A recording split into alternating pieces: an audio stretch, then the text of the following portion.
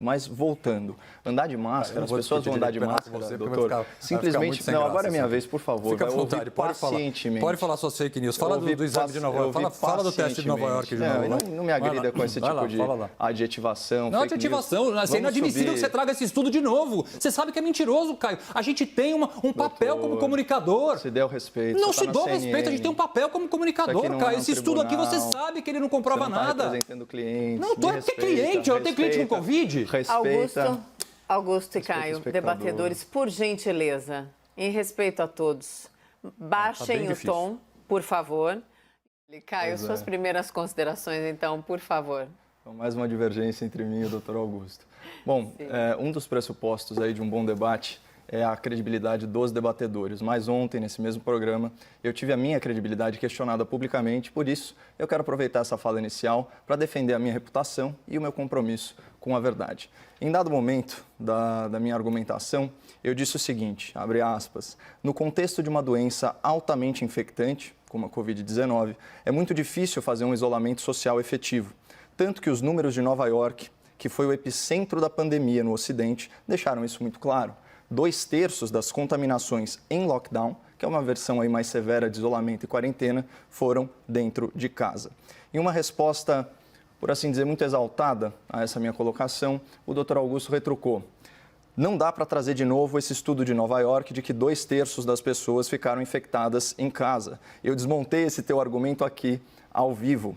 Continuou. Esse estudo foi feito com 66 pessoas. Ele não significa nada. Vamos tratar da realidade. Então, eu peço ao espectador que grave essa informação simples e objetiva. Um estudo, que não significa nada, com 66 pessoas.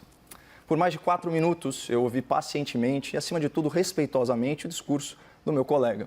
Mas, quando eu iniciei a minha réplica, eu já fui interrompido em menos de 10 segundos de fala. E ainda tive que escutar o seguinte absurdo. Fica à vontade, pode falar suas fake news. Fala do teste de Nova York. Bom, a definição de fake news ela ainda é muito vaga, mas já é tratada como crime no âmbito do STF. Em linhas gerais, fake news é uma notícia fraudulenta, veiculada com o objetivo de desinformar, ou pior, manipular o público. Acusar um comentarista político de disseminar informações falsas talvez seja ofensa máxima à sua honra e à sua reputação profissional. Seria como acusar um advogado criminalista de defender penas maiores para os seus clientes. Mas o Dr. Augusto foi além, insinuando que eu dissemino informações sabidamente falsas, ou seja, que eu minto intencionalmente para a audiência da CNN. Olha esse trecho. É inadmissível que você traga esse estudo de novo. Você sabe que é mentiroso, Caio. A gente aqui tem um papel como comunicador. Bom, após essas sucessivas grosserias, eu tentei lembrar ao meu debatedor que ele estava num ambiente de excelência. E aqui na CNN, a gente tem um manifesto que orienta, o que deveria orientar a nossa conduta profissional. Ele diz o seguinte no seu trecho final: fatos não são interpretações. Uma vez que os fatos já estão estabelecidos, opiniões podem ser formadas. É por isso que, na CNN, nós começamos com os fatos. Então vamos aos fatos sobre os dados da pandemia em Nova York, divulgados pessoalmente pelo governador Andrew Cuomo em 6 de maio. Lembrando que o Dr. Augusto alegou ontem que esse estudo foi feito com 60 pessoas e que ele não significa nada, certo? Fala do governador. Se você reparar, 66% das pessoas infectadas pelo vírus estavam em casa, o que é chocante para nós. E só para complementar essa informação do governador, outros 24% dos pacientes estavam em casas de repouso ou de assistência especial. Portanto, cerca de 90% das contaminações por Covid-19 em Nova York se deram em ambiente domiciliar. Isso em plena vigência de um isolamento social muito mais rigoroso que qualquer um aqui no Brasil. O governador, ele continuou: nós pensamos que talvez eles, os pacientes infectados, estivessem usando o transporte público e tomamos precauções especiais. Mas, na verdade, não. As pessoas estavam literalmente em casa. Estavam trabalhando? Não. Agora, será que o governador de Nova York, no auge da pandemia, ia repercutir números de um estudo irrelevante feito com apenas 66 pessoas? Certamente não. E, para comprovar isso, a gente pode consultar o serviço de checagem de fatos do Grupo Estado. O Estadão Verifica, que analisou o tema e cravou o seguinte, aspas, o governador Andrew Cuomo deu uma entrevista coletiva para falar sobre os dados coletados pelo Departamento Estadual de Saúde. Foram mais de 1.300 pacientes internados em 113 hospitais de todo o estado ao longo de 3 dias. O levantamento desenhou o perfil dos pacientes infectados nesse período. Pessoas com mais de 51 anos, somavam mais de 73% da amostra, e que estavam, adivinha, isoladas em casa. Ou seja, não se trata de um estudo insignificante com 66 pessoas, como afirmou ontem, cheio de certeza, o meu debatedor, mas sim de uma amostragem com validade científica, envolvendo mais de 1.000 pacientes em mais de 100 hospitais no epicentro da pandemia nos Estados Unidos. E aqui uma nota pessoal, percebam o absurdo de ser acusado de veicular fake news com base em uma informação completamente falsa. Fora que vários trabalhos científicos aí ao redor do mundo têm comprovado que é óbvio, pessoal, é principalmente em ambientes fechados que se dá a transmissão do vírus. Então, eu recomendo uma matéria publicada no The New York Times, intitulada How Safe Are Outdoor Gatherings? Ou Quão seguras são reuniões ao ar livre? Esse artigo ele traz um compilado de estudos que corroboram os dados coletados pelo Departamento de Saúde nova-iorquino. Só para vocês terem uma ideia, o estudo japonês, que se debruçou aí sobre 100 casos de infecção por Covid-19, estabeleceu que a chance de contrair o vírus na rua é 20 vezes menor.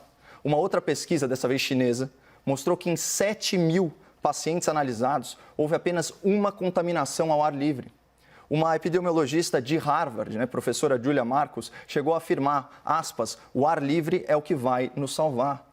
Esses são os dados atuais sobre a transmissão do novo coronavírus. Agora, a interpretação desses dados e as conclusões que a gente extrai deles, bom, isso varia de pessoa para pessoa, de governo para governo, e isso faz parte do debate.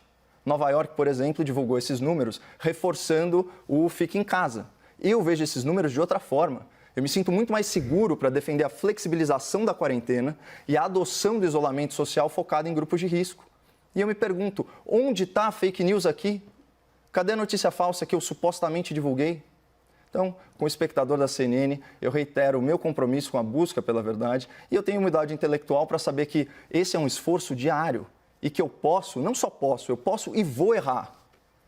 E se eu me equivocar de forma relevante sobre fatos, vocês podem contar aí com a minha retratação, como inclusive eu já fiz em outras ocasiões. Então, muito obrigado aí pelo espaço e feitos os devidos e necessários esclarecimentos, vamos voltar ao debate, que o tema é interessantíssimo. Podemos voltar ao assunto de hoje, por gentileza? Vamos lá ao debate, então? Eu acho que não. Eu gostaria de tratar, por exemplo, se Beatles é melhor que Rolling Stones. Se a gente tem essa liberdade aqui de simplesmente trazer o tema que bem entende, eu acho que é melhor, tratar, doutor. eu estou agora falando, eu quero tratar sobre que banda é melhor. Eu acho esse tema, inclusive, bastante interessante. Ou a gente poderia tratar se pizza deve ser comida com ou sem ketchup. Sim, Augusto e Caio, por gentileza. Eu vou continuar, eu vou responder. E com relação ao termo fake news, Caio, você tem toda a razão. Ele foi usado de forma equivocada por mim. O que você faz é falácia argumentativa, não é fake news. São duas coisas diferentes, então aqui eu deixo também registrado que o termo fake news, por mim dito em relação ao meu debatedor, ele foi usado de forma inapropriada. Vamos então para os argumentos finais. Caio, você começa?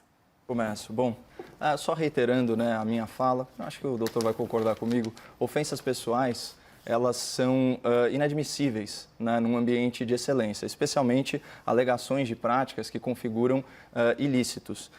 Em conversa com a vice-presidência da CNN, que atestou que eu estava coberto de razão, como foi reiterado aqui pelo próprio doutor Augusto ao reconhecer que eu não divulgo fake news, me foi informado que, por uma questão editorial, a empresa não poderia fazer uma nota e interferir no conteúdo do debate, por isso eu usei a minha cláusula de liberdade de expressão para vir aqui e defender a minha reputação.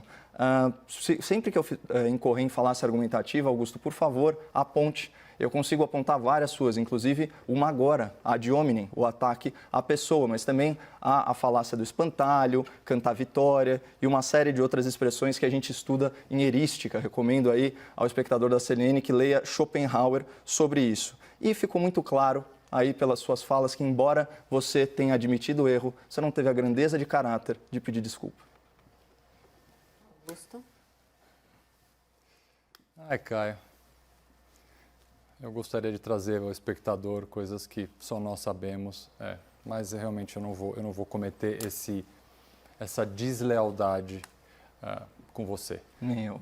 De qualquer forma, eu volto a afirmar, acho que a sua reputação está muito mais abalada pelas posições completamente equivocadas que você sustenta.